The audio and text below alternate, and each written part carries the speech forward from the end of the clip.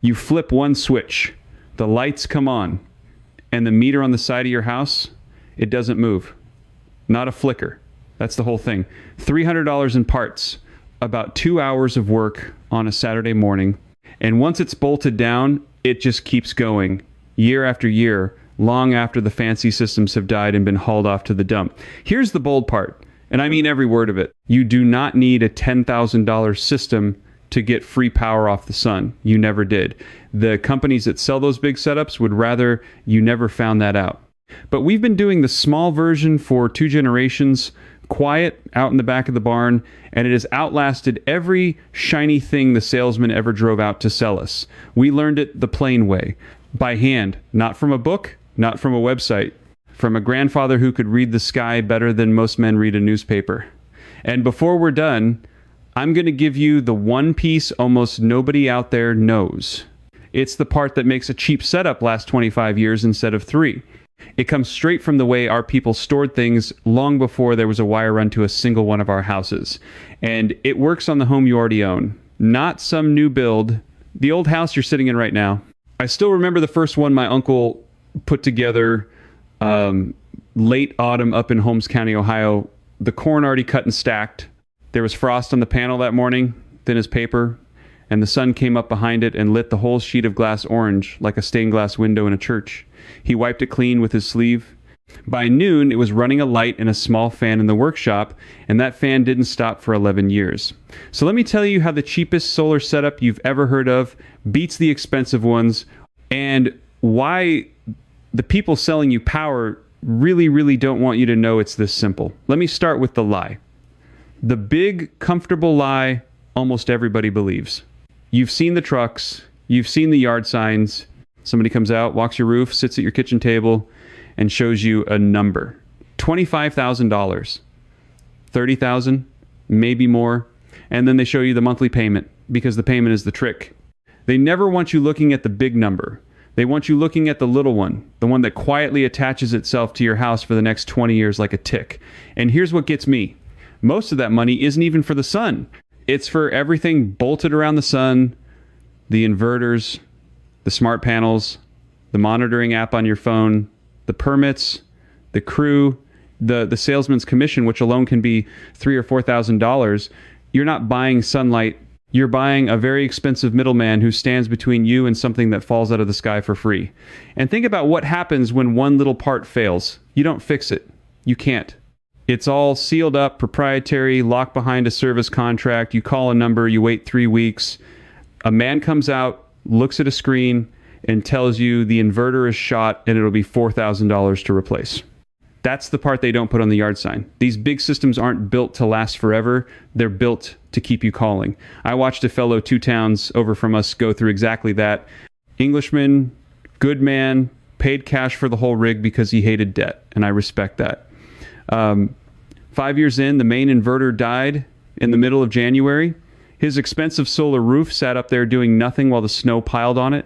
He still had power, sure, because he was tied to the grid, but that meant he was paying the electric company again on top of the loan he'd already cleared.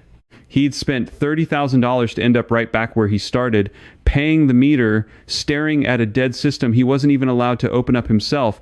That's the cost of the lie. Not just the money. The dependence. You hand over a fortune and you still don't own your own power. You're renting it. Renting the sun. Think about how strange that is when you say it out loud. Now here's where it turns. Here's where you get to breathe out. Because none of that complication is the actual sunlight part. The part that turns light into electricity is dirt simple, and it's been simple since before either of us was born. A solar panel has no moving parts, nothing spins, nothing wears. It's a sheet of glass over silicon, and when light hits it, it makes a current. That's it. That's the whole miracle. And it's a quiet one. So we asked a plain question a long time ago, what if you just bought that part? The panel, the thing that makes the power. And what if you skipped almost everything else? That's the setup. Let me lay it out for you piece by piece, because there are only 4 things in it, and you can hold every one of them in your 2 hands. The first thing is the panel itself. One good panel, the rigid kind with the aluminum frame and the tempered glass face, the size of a card table, somewhere around 100 watts. Brand new that runs you maybe $70, $80 now.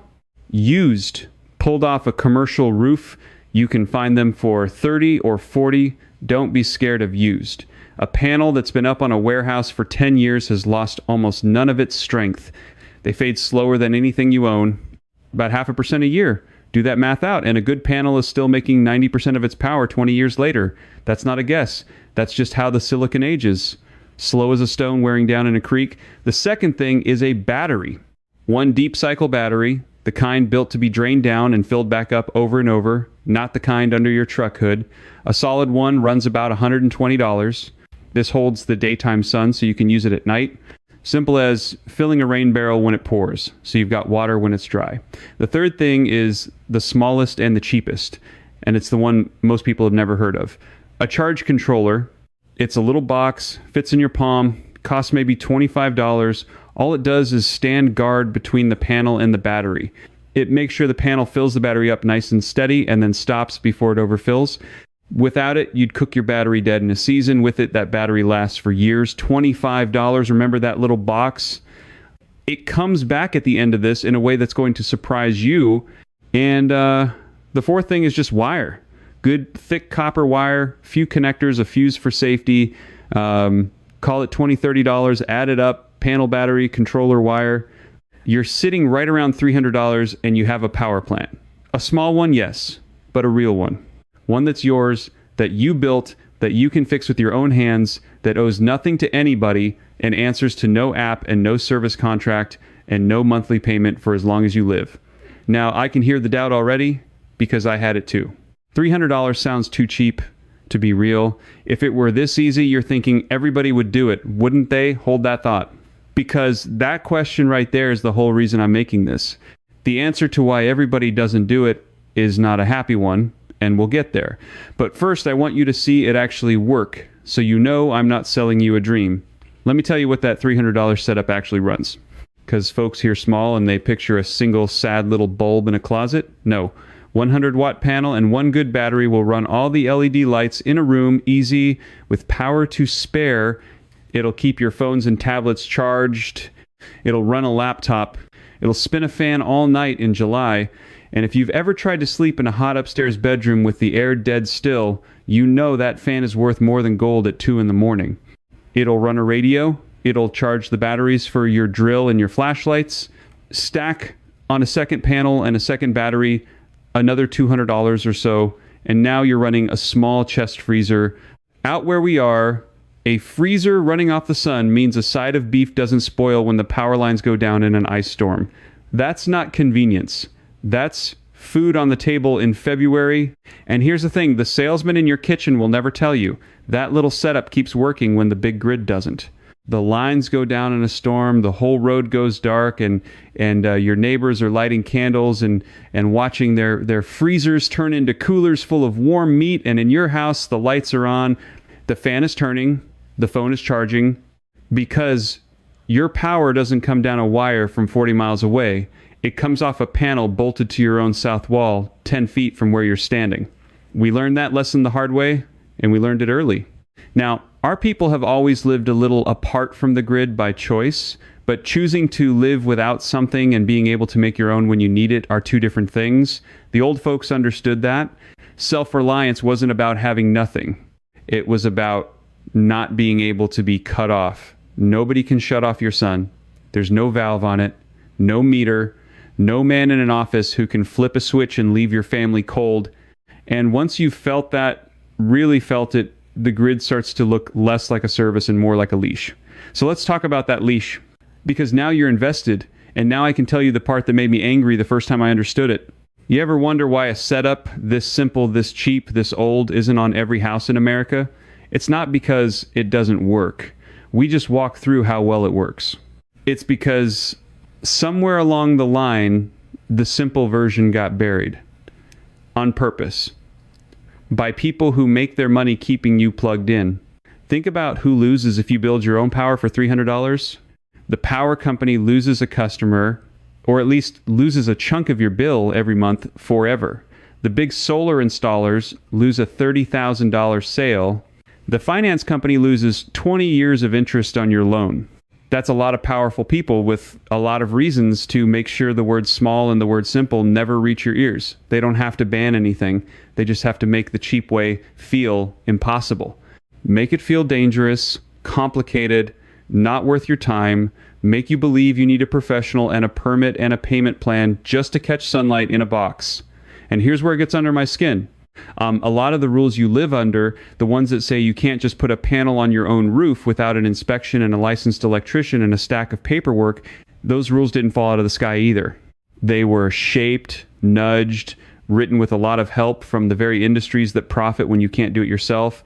I'm not telling you there's a secret meeting where men in suits outlawed the sun. I'm telling you something quieter and truer.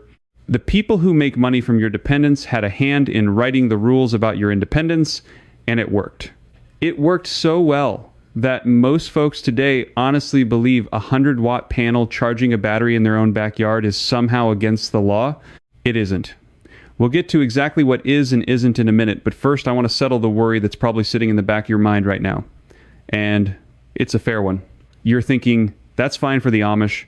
They've got barns and land and a south-facing wall and nobody breathing down their neck. I've got an old house in town built in 1962, a regular roof, neighbors close on both sides. This isn't for me. I'm going to stop you right there because this is exactly for you. The old house, the one you already own. That's where this shines brightest, and I'll prove it. Here's the thing about your house being old. Old is good for this. Old means simple. The whole beauty of the $300 setup is that it doesn't touch your house's main wiring at all. You're not tying into your breaker box. You're not running anything through your walls. You're not calling the power company. You're building a little island of power that lives entirely on its own, completely separate from the lines coming into your house.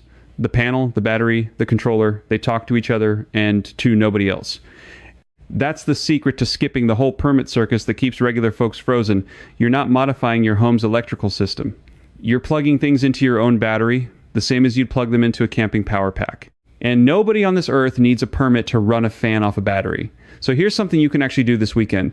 No contractor, no inspector, no permission from anyone. Get 100-watt panel. Get one of those small all-in-one power stations if you want the easiest path, or a deep cycle battery and a little controller if you want to do it the real way and save money. Set the panel in a south-facing window, or better, lean it against the outside of your house on the sunny side, propped at an angle. Run the one wire in through a window or a gap, connect it to the controller, the controller to the battery. That's the order. Always panel to controller to battery, never panel straight to battery. Now plug a lamp into it. Plug your phone charger into it. That night, while your house runs on the grid, like always, one corner of your life runs on the sun, free. And you'll have built it yourself in an afternoon for less than a single month of some folks' electric bills. Do that once, and something changes in you. I've seen it. The thing stops being theoretical. You watch a lamp burning on light you caught yourself that morning, and you start looking at that big bill on the counter different. You start thinking, well, what else can I move over? And that's the door opening. That's the first taste of the thing they didn't want you to have. Now, if you want every step of this written out in one place, the wiring diagrams, the parts list, the sizing guide for your specific house, the battery storage method, all of it, that's exactly what we put together in the Home Energy Blueprint. It covers the simple $300 setup all the way through running a full household off the sun, written plain, the way we'd explain it to a neighbor over the fence. No fluff, no installer jargon. The link is in the description if you want to take a look. But let's keep going, because the tilt of the panel is where most folks leave half their power lying on the ground. Now let me get to the angle. Because how you point that panel is where most folks leave half their power lying on the ground, and almost nobody tells you the simple rule. A panel lying flat does okay. A panel pointed right at the sun does a third more work, sometimes more, for the exact same money. So the rule the old-timers used, and it's just plain geometry, is this. Take the number for how far north you live. In most of the middle of this country, that's somewhere around 40. Set your panel tilted up at about that angle, facing due south, and you'll catch the sun square through most of the year.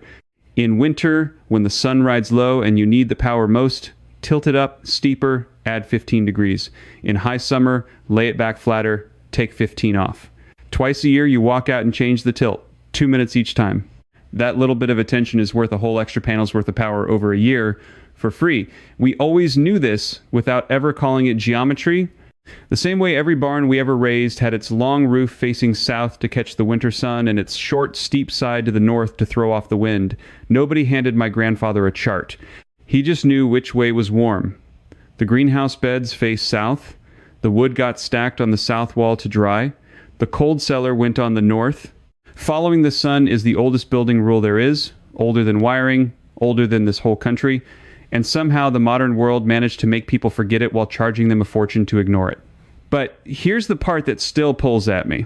We've talked about catching the sun, we haven't yet talked about keeping it, and keeping it is where almost every cheap setup falls apart and where the one real secret lives. The secret I promised you at the start, the thing that turns a battery that should die in 3 years into one that lasts 25. So stay with me, because this is the piece nobody tells you, and once you hear it, you won't believe it was this simple the whole time. Here's the problem with batteries, and it's the problem that makes people give up on the whole idea. A battery is the only part of this setup that wears out. The panel lasts 25 years easy. The controller, the wire, those go practically forever. But the battery? Most folks get 2, maybe 3 years out of one, and then it won't hold a charge and they think the whole system failed them. They paid $120 for a battery, killed it in a couple summers, got disgusted, and quit. And the companies are just fine with that because a man who kills his battery and quits goes right back to paying the meter. So what kills a battery that fast? 2 things: draining it too far down and heat.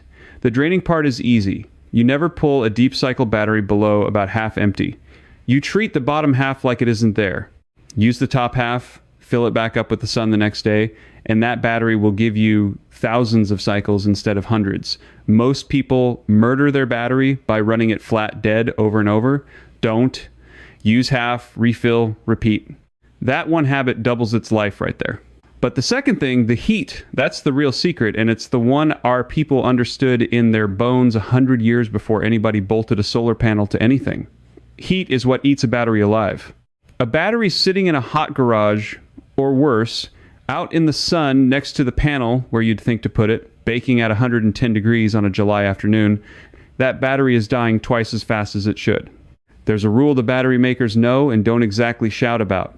For every 15 or so degrees warmer you keep a lead battery, you cut its life in half. Run it hot, it dies in 3 years. Keep it cool.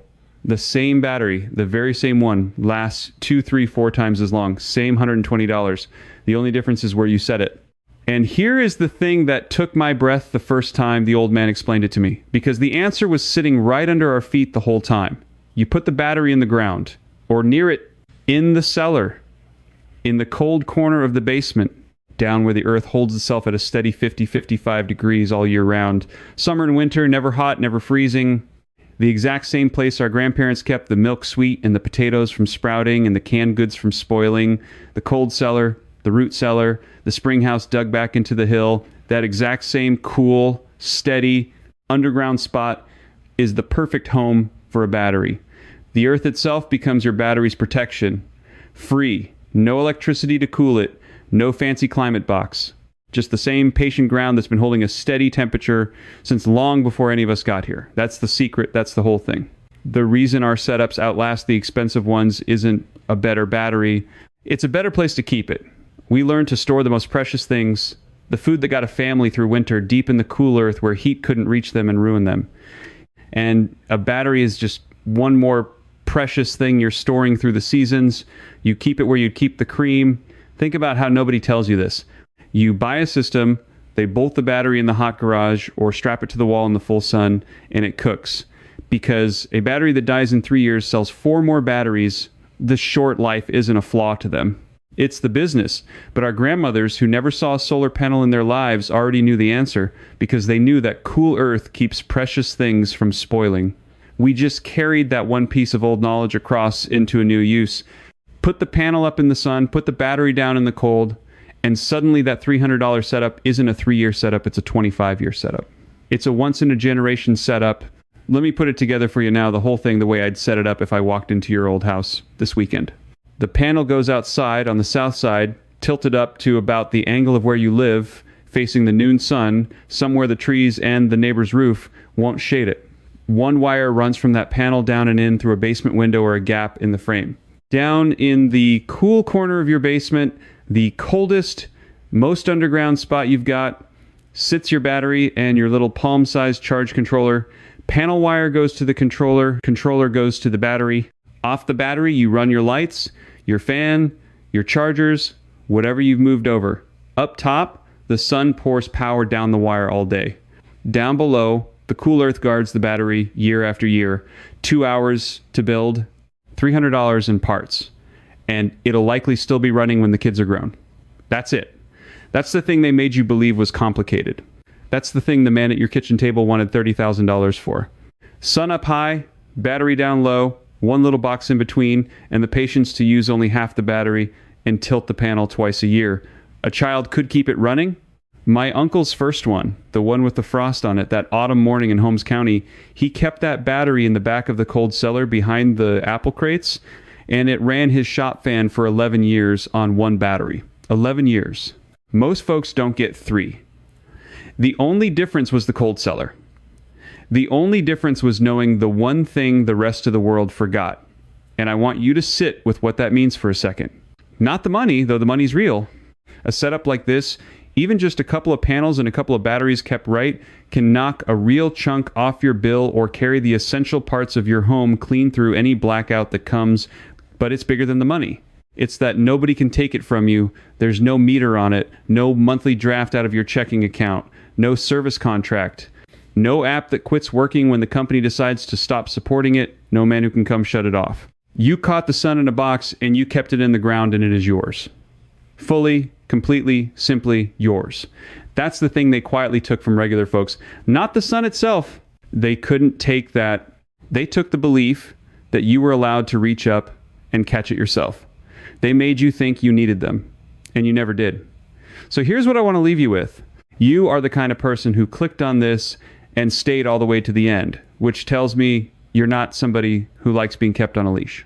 You're the kind who'd rather know how a thing works than be sold a thing you can't open. That used to be normal in this country. We just held on to it a little longer than most.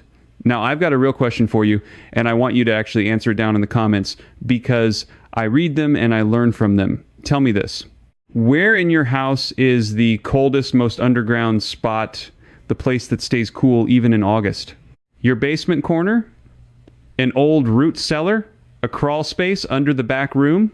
Picture it right now and tell me what you've got, because that spot is where your battery would live, and I want to know what you're working with. Type it out. I'll be reading. And if some part of this lit something up in you, that feeling of getting back a piece of know-how that was quietly carried off while nobody was looking, then stick around with us. This whole channel is just plain people putting the old self-reliant knowledge back into regular hands, one piece at a time, the stuff that got buried because somebody made money off you not knowing it. Because next time, I'm going to show you how the old folks kept that same cold cellar holding a perfect 55 degrees through the hottest summer and the deepest freeze without a single watt of power. The dug-in hillside way they built it, the part that even most preppers get wrong, you've now got the perfect cool spot for your battery. Next, I'll show you how to build one from scratch if you don't. Catch the sun up high, keep it cool down low, and stop renting something that was always meant to be free. Let me give you one more thing before you go, because it matters, and almost nobody mentions it. When you set that battery down in the cool of the cellar, give it a little air, not sealed up tight in a box, but room to breathe in a corner where the air moves slow. Lead battery likes to be cool, but it also likes to be left alone, dry, off the bare concrete on a scrap of wood where the damp can't draw the life out of it. That little wooden shelf under it, an old board, nothing fancy, keeps it from sweating against the cold floor. The old-timers set their Crocs and their canning jars up on slatted shelves for the very same reason. Air underneath, dry on top, cool all around. Do that, and you've thought of everything they spent $30,000 pretending was complicated. Sun up high, battery down low. A board underneath, a little box between. That's a lifetime of free light built by your own two hands this weekend. Now go find your cool corner and tell me what you've got.